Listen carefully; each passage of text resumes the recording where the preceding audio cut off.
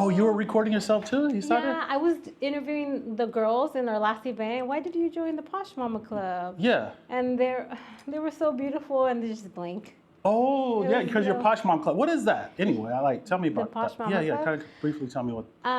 So it's a mom's club. It's kind of like a sorority. It was started in Naples in 2018. So our Okay. founder is in Naples, Florida, and then she has different chapters. We have Vegas, Palm Springs, Texas, and Fresno.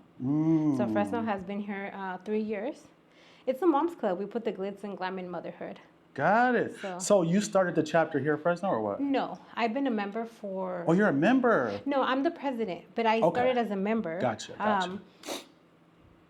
Almost 3 years ago. And then in January, I stepped into being president. What do you guys do? Like, what do y'all moms get together and kind of hang out and do? We do a lot of things. We like getting dressed up and doing different events. Right. So I actually host an event weekly. Really? Every week? How do you do week. that? Like, I stay very organized. goodness gracious. Yeah. Like, give me an example of like the last event you did. So we had the girls love their dinner outing. So last week we just had a dinner social at Dawson and Clovis, and the theme was pair. So it was like perfect pair. Gotcha. And we were like green, and then I made these little cards that says like get to know each other, and then you pick a question. We had dinner together and just get to know each other. So we had that. This Saturday we're going to Millerton Lake, and I got a boat. What? For us. I'm including lunch. You guys are doing it big time, huh? Yeah, so I'm excited about that one. So you're going to which lake again? Millerton Lake. Millerton, okay. Is it just for like a daytime or something like that, or? Yes, just nice. All our events are 2 to 4 hours mostly because we're moms, so we got to get home to our kids, you know. How many moms are in it? Fresno has over 30 members. 30 members? Yes, but Naples and Vegas has over 200 members. Do you guys ever connect with Naples and Vegas, like go over there and kind of So when you're a member of the Posh Mama Club, you can go to any club. Oh, sweet. Yes. Have you been to the Vegas one? So we have some events that we do every year. And in January they have the big Mob Wives. Mob Wives. Mob Wives. Okay. And Vegas, so it's like a masquerade. No, like we wear like the big fur coats and the sunglasses and you know the fake money. And so some of us are going to Vegas. Awesome. And they have videography, photographer, and a lot of hotel sponsors for all their events. So we're so excited to do that and get out. That's gonna be great. A weekend like that. So yes, but yeah, that seems fun. What was your inspiration though doing this for being a part of this? Well, I joined because I have a couple best friends that have been my friends for over 33 years. Okay. And we text every day. How long? 33 years. Wait a minute, aren't you only like 25? Thank you. No, 41. Okay. And we text every day, but they don't want to like go out, get dressed up, have coffee. They're busy. And I like, dressing up and going out. So I found the Posh Mama Club online. Okay. And it looked like so much fun. And I joined.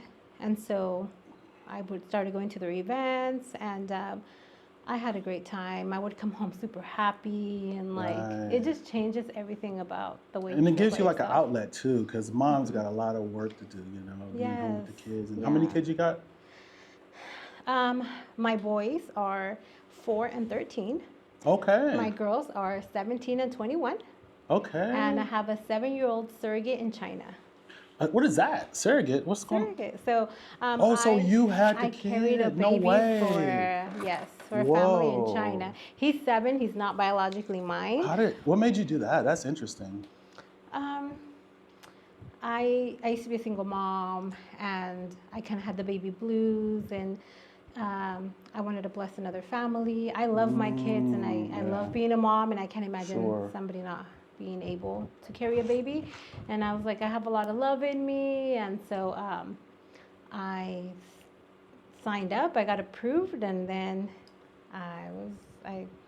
Wow. Did you ever get attached to the baby by chance? Is that something that happens, or is that like not a thing? Or? It was really hard for me. It was really hard. When the baby was born, my husband was there with me. So it was just me and him. And the baby was born. My husband saw him. He was like, how cute. He cried. Yeah. The parents were on their way from China. And so I had the baby with me for 7 hours. The contract said 1 hour with the parents present. Right. But they weren't here. They're flying. Right. So I kissed that baby. I slept with that baby. I changed his diaper. I bought him an outfit. And when they took him, I cried every night for 6 months. I would just that's tough. Be crying, and my husband would wake up and say, what's wrong? Are you okay? And I'd be like, I miss my baby. Would you recommend that, or would you do it again by chance? I would do it again. It was just that when you have a baby, your hormones become sensitive because so you can attach to your baby. So you're looking for your baby, and there was no baby. But after 6 months, I just, I snapped out of it. We have like a psychiatrist we can talk to. I seeked help, and they're like, it's just your hormones. I thought I was having postpartum depression. I go, this is what it feels like. I'm going to be like, have mental health for the rest of my life. I was very, very kind of sad. Because you developed a connection to the baby. It was like a void in my heart. But I don't see it like that now. I'm really connected with him. They send me pictures of all his sports, his grades, everything he does, and I just see him and I'm like, he's so cute, but I don't feel like he's my son anymore. Right. He's just like, oh, he's so cute, Oliver. I'm so proud of him. Sure. But that's it. He's 7 now. I send him his. Now, does he understand though? Like, did they kind of tell him who you are? Like, you know what I mean? Like, how does that work? Like, do they? So it's actually a single dad and the grandma who came. Oh. So they tell him I'm his mommy. Oh, but so he refers to you as mom? Or? I've never talked to him. Okay. I just get pictures of him. I mean, I know their address, their email, their phone number. Sure. I'm hoping to meet him one day and spend a day with him. I mean, like a week in China or something. But I just respect whatever they. But I mean, they say Mommy Cindy. They tell him to say Mommy Cindy because when he first started talking, they'll say Mommy Cindy, Mommy Cindy. So maybe they just preparing him so when he has questions, he knows that he's not alone. Sure, There's his mommy here. And he speaks Mandarin, English, and Spanish because of me. They want him to know Spanish. Oh, like really? Mommy Cindy. Mm-hmm. That's so interesting. I've never... Yeah. And, okay, so he's 7 years ago. Yeah. And obviously you had your other kids. How did they deal with that situation, like the whole process? Did they understand? They did. They really didn't ask many questions. They were more like, they didn't really know like much. They send Christmas gifts to me and them every year. So they're kind of excited about their gifts. This last Christmas, they sent all my kids Labubus. You know what? I just seen what that was.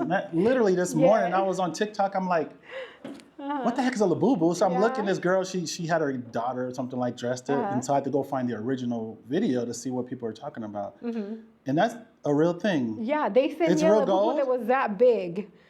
I was like, where do I put this Labubu? What the heck is a Labubu though? I still don't understand what it is. Is it just a gold piece of... Honestly, I personally don't know. I just saw that some celebrity had it key changed to an expensive purse, and it just became a thing. And these kids collect them. They have clothes. They even have like the off-brand imitation. You know what? So it's a thing then. It's like a trend. It's a trend. That's interesting. It's a trend. And they're expensive. I hope they're not like demonic or something. I don't know anything about that. It's just a toy. I mean, you'll hear things here and there, but Okay. You saw the movie Chucky, right? Yeah. Okay, I don't know what it could be. It seems just, so they're like dolls, right? Something like that. They're just little toys, and they're packaged and sent from China. All right, hey, whatever, you know. Whatever fashion. So that's awesome. Okay, man, you got a lot going. You've had a great lot of experiences in your life. Yes. Like, I'm sure it just. I have. I don't even know where to start. First, I do want to start here. Yes. So like I said earlier, I did some research. And I couldn't believe, when is your birthday? June 6th. That is actually my birthday, Oh, which is so crazy. Yeah, I was just like, wait a minute, is that true? Yeah. So Yeah, just one of those things. It's kind of That's cool. yeah, it just happened. So yeah, June 6th is a great day. Yeah. Best day of the year. The best. Right. Do you like summer? I'm a summer. Okay, I love Yes. summer too. I don't like the heat because today, yeah. that's why I was outside and I had to cool down because I'm not good with 100 degrees. I love summers, but because I'm in the pool and I'm in the beach. Well, yeah. You know, I love the sun. I just like it cooler, like an 80s, you know, something nice breeze, sun's out. Yes. Perfect. But once it gets hotter than that, it's over. See, I grew up in the Bay Area, so. Oh, okay. So it's fresh over there. Yeah, all I'm the just time. never. Perfect weather. Yeah. So where are you from originally? Fresno. Born and raised in Fresno. Yes. Let's talk about the history. Let's rewind time a little bit and catch up to where you are today. Okay. All right. So, Fresno, born and raised. School, high school. Where did you go? Well, Fresno, born and raised. But when I was 10, we went and lived in Mexico. Wow. And I went to junior high over there. No way. Yes. So we were going on a vacation, and my parents ended up splitting up.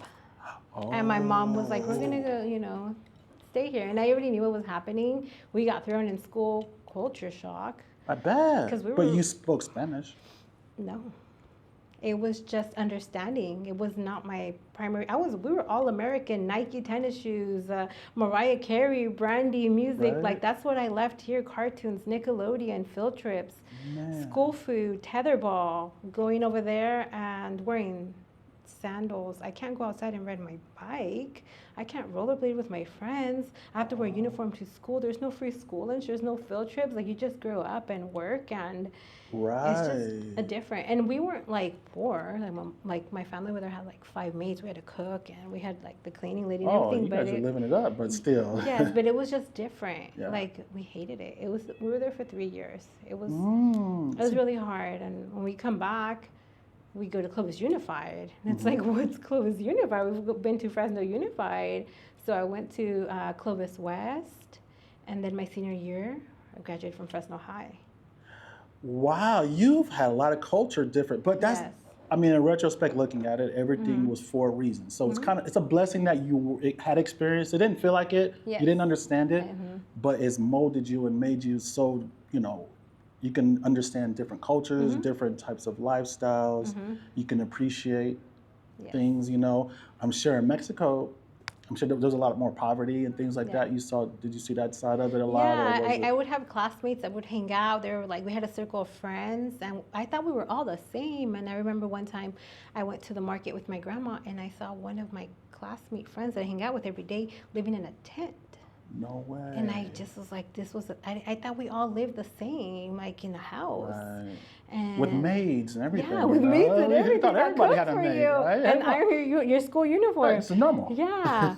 And so it was like, wow, over there you really have to work to eat, you know, and it was so different. Now it's like, we go to Mexico every year and like I love it. I want to, we want to retire there, but living there as a child and the culture shock was just very, very different. Right. So, wow. And so then you come back to here, you go straight to, straight from one extreme to another extreme, right? Yes. Now you're in Clovis with people have a lot more wealth and things like that. How was that experience for you? Did you fit right in? Well, it was hard because I was living in Acapulco. Acapulco is beach. Over there, it's like short skirts and high heels and bathing suits. You go to the mall in your bathing suit. Wow. So here, I was going to Clovis West and I was getting dress coded. I didn't understand that. Like, I didn't understand, you know, the fashion here, the style, the music. I left with a 5th grade mentality and vocabulary. And so all this, then you come back to your high school. I'm in high school, all this slang, all this fashion. I was confused. I wanted friends. Where's all my friends at?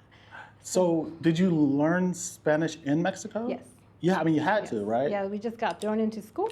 So how was that adjustment? Like, you go from not knowing Spanish to thrown into, like, Spanish speaking only. It was very hard also because school over there is very hard. It's no way. 5th grade over there was harder than college here. Like what? Over there over there the teacher has the textbook, you have the notebook, and she's gonna just read you the textbook and you're gonna create a textbook. They dictate everything and you're just writing fast. You can't be like, who would have thought? you know what was that word? No, you better go ask your classmate at lunch, but don't interrupt the teacher. Like Oh, over there, wow. it's very structured, very disciplined. The teacher walks in, you stand up and say, "Good evening, Mrs." Yeah, it's Interesting. very different. So it was Yeah. very, very, but It's almost because, like boarding school or something. because I was American, I had a lot of friends. Everybody's like thought I was so cool. Like, oh, you speak English? Like, wow. Everybody wanted to be friends with me. So I didn't have like no bullying. I didn't struggle. The teachers loved me. Because of that. Yeah, Because I was yeah. from the United States. Well, yeah. Mm-hmm. I mean, it's and then on top of that, from California, it's like Yeah. you could go anywhere in the country Yeah. and say California, and then they're like, oh, Yeah. you're from California, and they just think of palm trees and everybody beaches and Disneyland. right. Yeah. So it's a thing. Wow. Okay. So then you learned Spanish. Was over there. Then you came to Clovis, and Clovis is different. Did you fit right in? You kind of were looking for your friends, but were you like? How did you feel? I ended up just making friends. I was walking to school, which was like 2 miles. I didn't know that there was a school bus until somebody saw me walking in the apartments and said, there's a school bus that picks us up. You were walking 2 miles to school? Yes, I didn't know. Well, hey, yeah. Who tells me that? Right. I was in elementary school where my mom used to take me to school. Sure.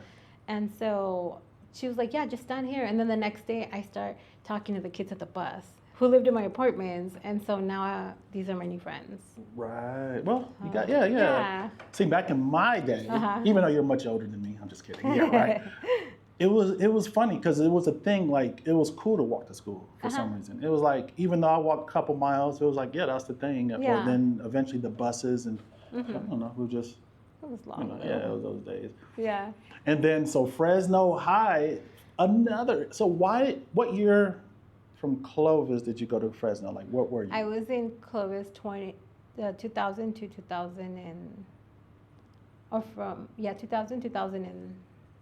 2002, and then I went to Fresno High in 2003 and graduated from there. Okay, so you just went for senior year, pretty much. Yeah, What'd you think of that? Because now Fresno High, you're in everything. It was It was It's so like, different. And then I go there and I have no friends. yeah. But one of my elementary school friends was there, so I was kind of hanging out in her group until I made my own group of friends. Got it. So, but it was easier to make friends at Fresno High. Gotcha. So real quick, because a lot of people haven't experienced those two extremes, like Clovis and then Fresno High, right? So it's like, what would you say? Was it more bad things to get into at Clovis or at Fresno High? Like, if there was like, that influence, that that young Like the negative, trouble? the trouble, right? Because Clovis West. Clovis, see, people. I was exposed to things there that I wasn't in Fresno High. See, people always automatically will assume the opposite, right? They would say, oh, because, Clovis does have a reputation of being great, desired schools. But, like you said, Yeah. You're going to be into things, you're going to see things probably that, Yeah. type of things that you wouldn't see others. So, Yeah. which is a kind of, it's some temptations everywhere. You're young and just trying to figure things out and stuff like that. So, college after that, or what did you do? Yes. Okay. I went to City College, majored in criminology, and then I graduated from the police academy. What? Yeah. So you were did you ever be I were have you a on the law police? enforcement background. Really? Yes. Fresno PD? Kingsburg PD. You were a police officer. Yes, and I was a single mom, and I worked full time, and my kids How were long raised did you in do child that? care. On and off from 2005 to 2013. Really? Really? I didn't know that. Okay, so what time? Like, where did you work? Were you on the street? Were you were you stationed somewhere? What was your assignment typically? I first started as a reserve while I was still in the academy, so just like transporting evidence and just little things. I always had a partner, and then it was just street patrol. Street patrol. Wow, that's dangerous. What made you like? Since I was 8, I always wanted to be a cop. Since I was 8 years old, I just wanted to do that. How did that go? Like, obviously you're fearless because that's a dangerous job. So yeah, I loved it. I'm still very passionate about it. It's like it's there, but God called me to be a stay-at-home mom, and it's a transition. I mean, I'll go shooting here and there, and that kind of just helps me feel like, oh, it's still in there. I love it. Yeah. Still got the good aim and oh yeah, still yeah. good shot. Okay, that's awesome. That's interesting. I would have never thought. So, can you tell me some of the craziest things you experienced as being a cop, like on the streets? Just I think shootouts, chases, car. I don't know. Kingsford's really quiet. It was mostly well, I was in the academy. I worked for the county, and I worked in mental health, and that was interesting. That was very interesting. I bet. Well, we did 4-point, which is tie them on the bed, hands and feet. Oh. So it was takedowns and strapping, and just seeing all the, not being around mental health in my personal life, just seeing all that, it was different. Yeah. How it's not always drugs. I learned a lot of stories from people just hitting their head, and now they have mental health from doing drugs, from depression. So that was just, I think, the craziest stories I have there. A lot of activity, a lot of action, a lot of physical. A lot of physical action, yes. At that point, were you like, you know what, I don't know if I want to do this anymore? Like, did that ever come to your mind? Like, it's actually, I'm very passionate about it. My dream job would be state hospital, which is the mental hospital. So there was, what did you get out of that? Did you feel fulfilled, like you were really trying to help these people? What was it about that drew you in? You know what I mean? Did you feel there was a need that? I feel like being a female, it takes a lot to get me upset. I'm more like understanding. I'm more like, I feel like I can talk somebody down instead of like, you tell me something and it's like, oh, I want to fight you now because I'm a guy and you're a man. Right. I feel like I can just have the conversation and like be compassionate with them, and just kind of calm the situation. And I get a lot of like, not pleasure, but it's like fulfilling that I did that instead of it altercating into something crazier, which what I would see all the time, because it's like this person snaps out, and then it's the officer who's like, it turns into a big old fight. Yeah, and fire starters, we call them. Yeah, and it's just like the compassion and, just talking to them, listening to them, and it would just change things. And I just feel like I was just really good in that environment. Yeah, kind of like the good cop, bad cop. Like you were the good cop. And, with men, it's like ego, right? This is an ego, got to show the macho. Yeah, or they have that, testosterone. They kind of can't help it, because it's just they're a man, and that's just how their bodies are built.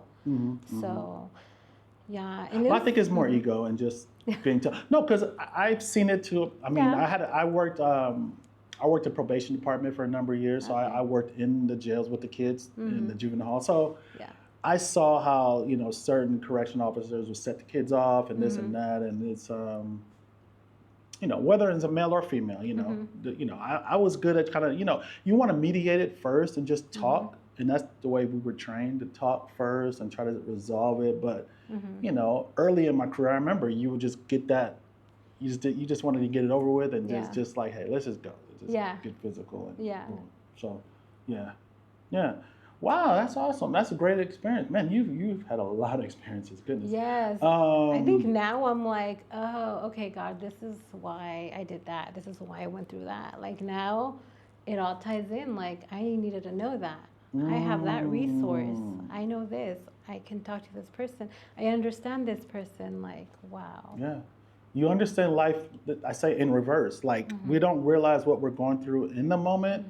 It may seem challenging or whatever, but once it's passed and we're through the storm or whatever, we're through those experiences, we look back and we're like, oh, this is why this had to be this way. This led to that.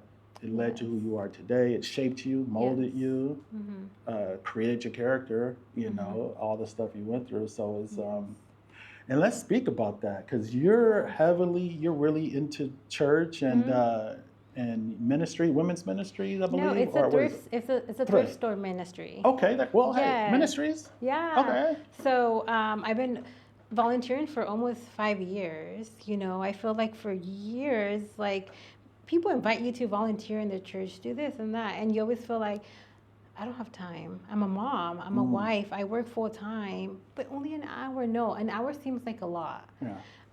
And so I found out our church had a thrift store, so we checked it out with the kids. It was free, so you can go once a month. We would go once a month and get clothes.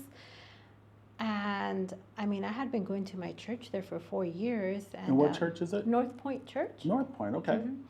And they always talked about getting connected, and you need to connect with. We would just go to church, go home. We Most didn't people talk do. to nobody. Yes, and I didn't understand about getting connected.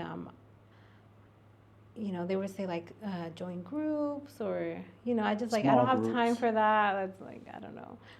And one day I went to the thrift, and everybody was Spanish. Most of the people were Spanish speaking. Okay. And nobody spoke Spanish there. And they were trying to explain something, and they weren't understanding. And I was in line. It was my turn to check out.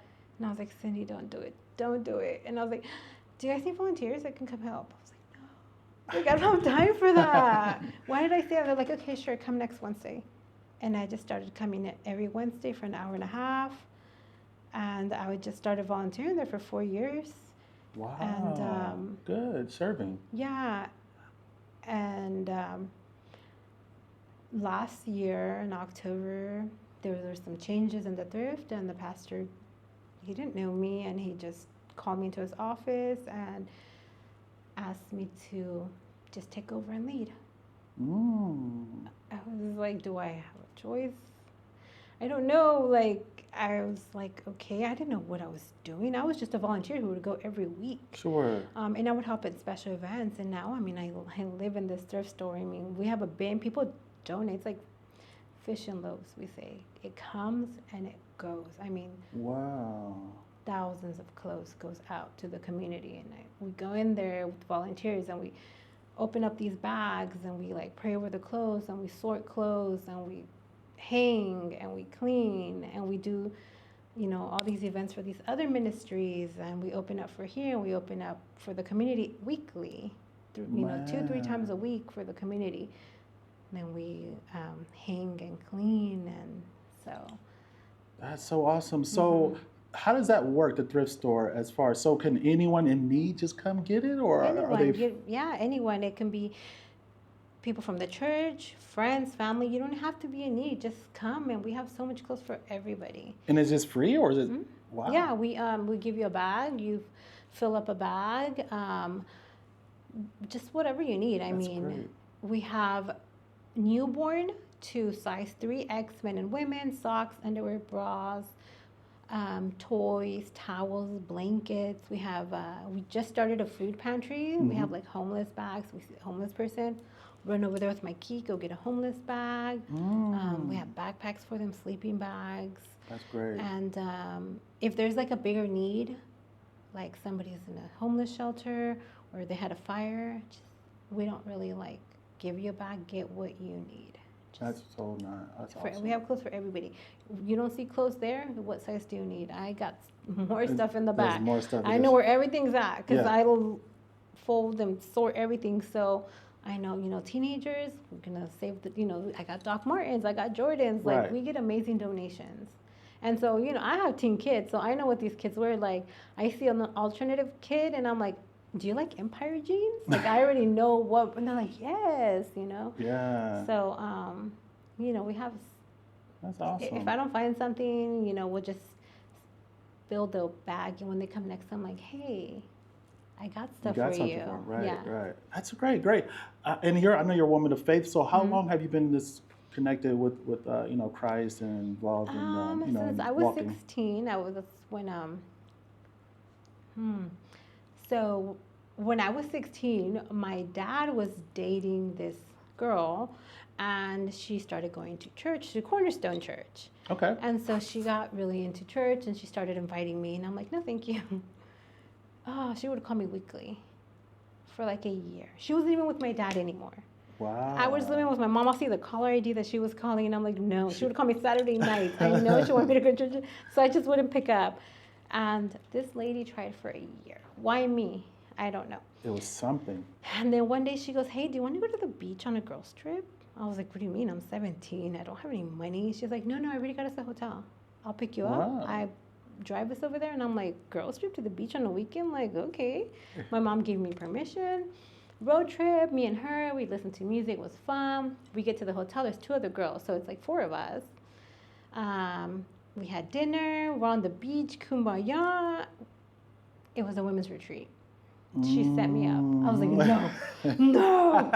She had to package it really nice for you, right? I have no cell phone. I have no money. I'm like in Pismo Beach. She put the medicine in the candy. Like, yeah, yes. let's go. I was like, no. And so the next morning we had to go to church. You're like, what? No, I was like, That's when I got saved. No way.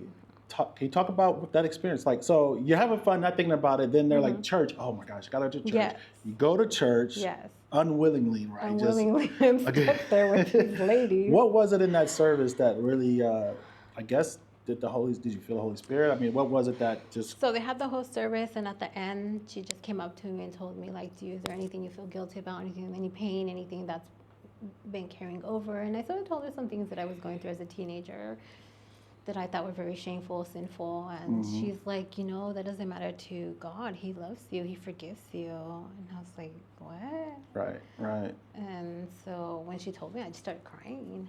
Wow. Yeah, I just started crying, and she prayed for me, and she just asked me, she's like, you can make Jesus part of your life, and he'll walk you, and he'll keep, he'll give you that strength to continue, and he'll take all that, like, you're forgiven.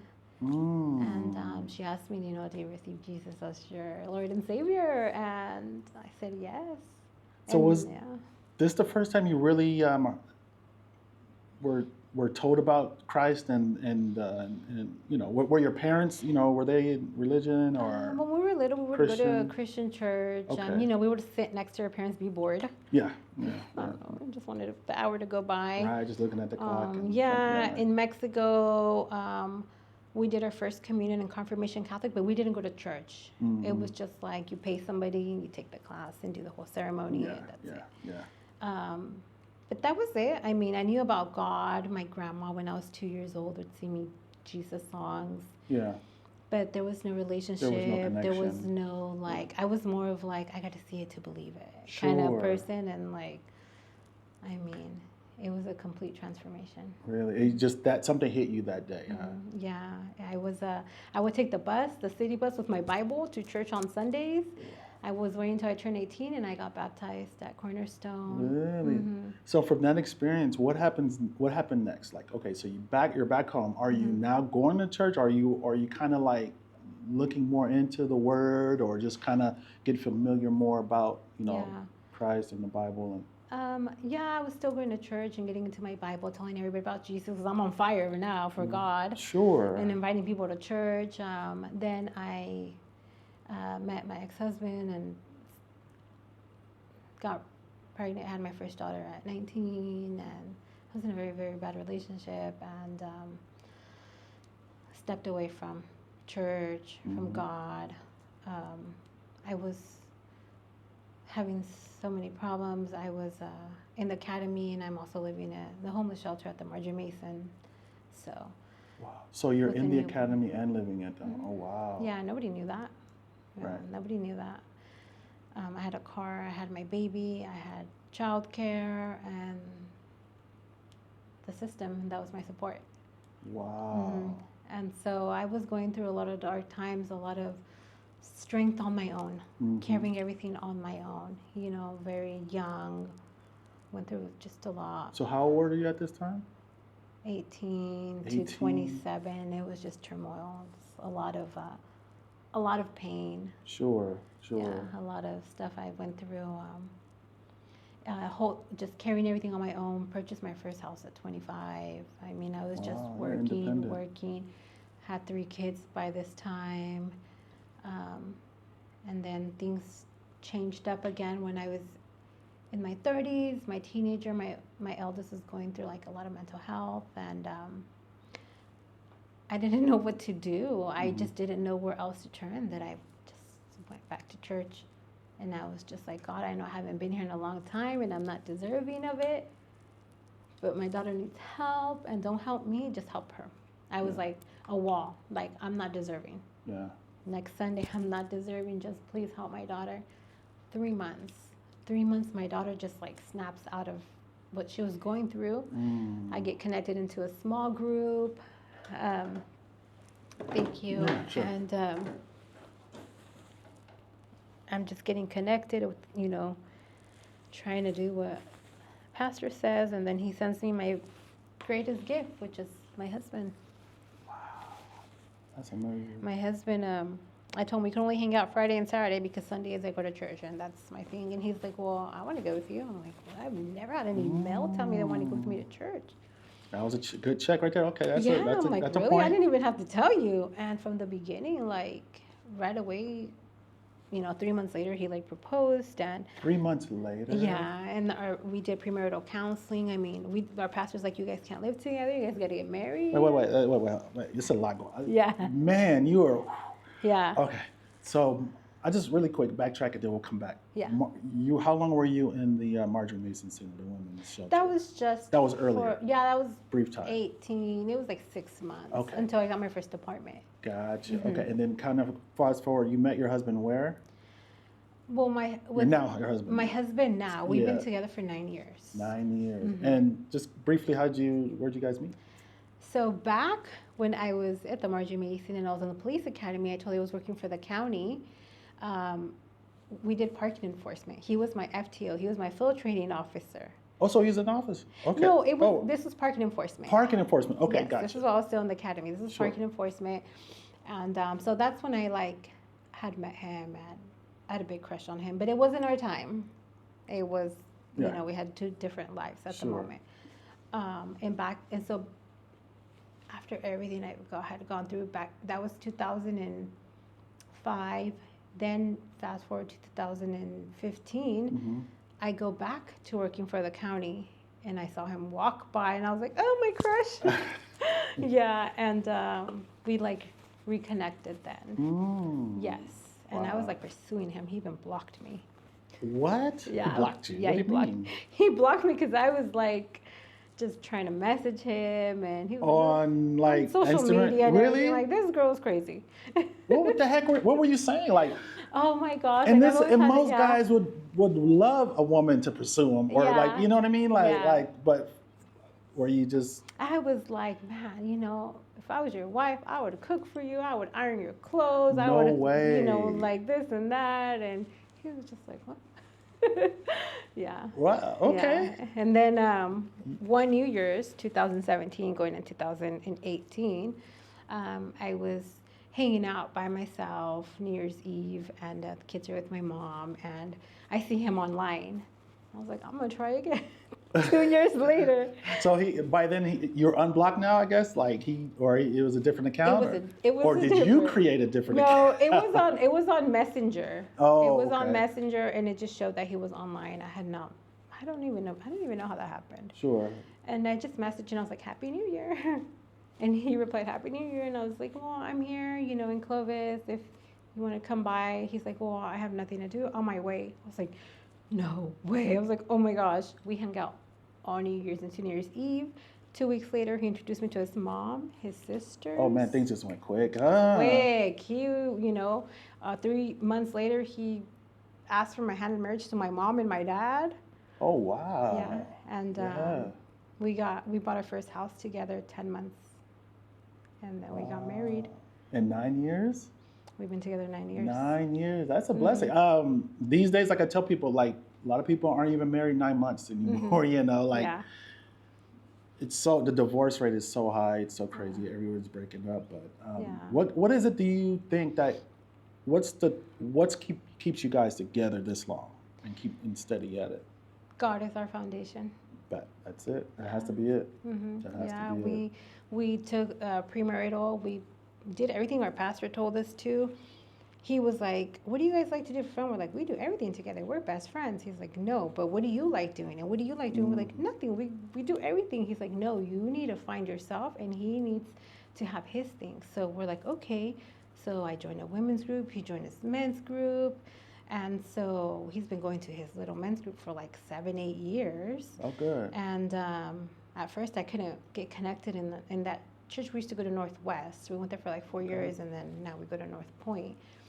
But you know, we took a class called Re-Engage, not because we were having any problems, but we want to keep learning. We want to, you know, keep growing and keep learning about how to make a relationship strong.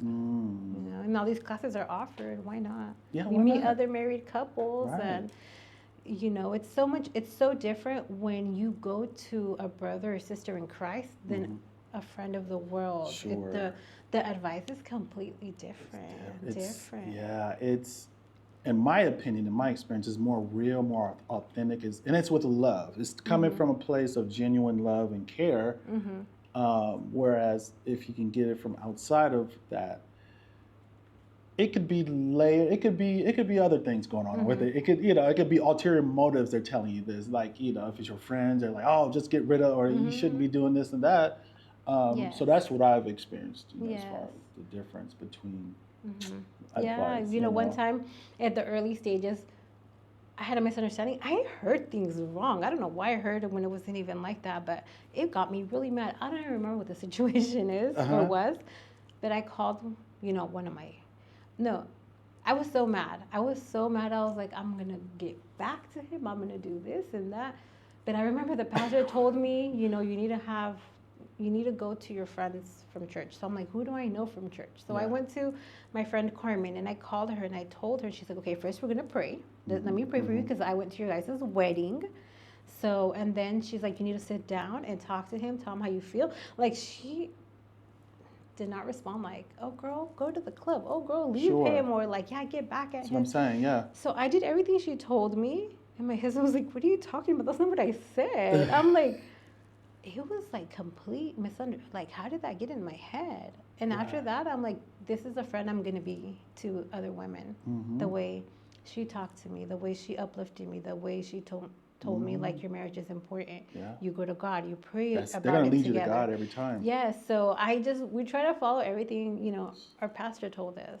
And it's been great. That's the key. Know? That's it. It's the center. The center and the foundation of your relationship is God. Christ is there, and you base on everything on that. Why He establishes His divine connection relationship as a man with the Creator God, and you establish yours, and you guys always. I mean, there's always challenges, but it's gonna be worked out. Like you know, and get an understanding. You know, is what